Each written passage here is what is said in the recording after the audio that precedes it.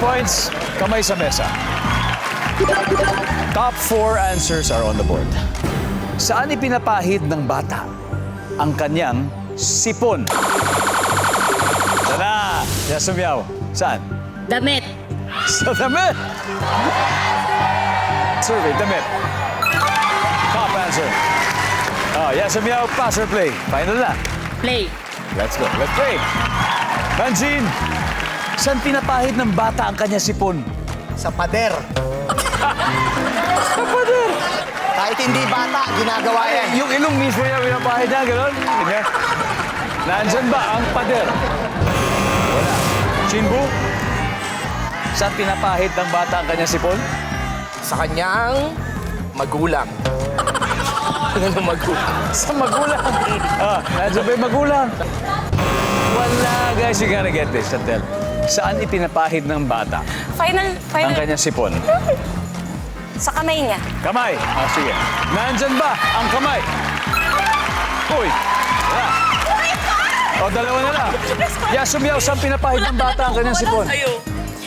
Sa kalaro niya. Sa kalaro. No.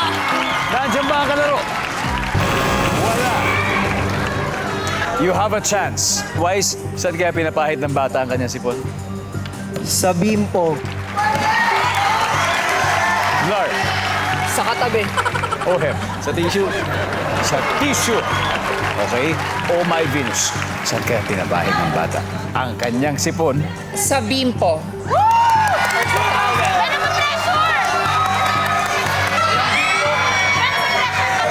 Wala, hindi nagbibimpo. Ayaw mo na tissue? Sa bimpo. Kasi kung mali kayo, panalo na sila eh. Tissue. Ang sabi nila ay bimpo. Ang sabi ng survey ay...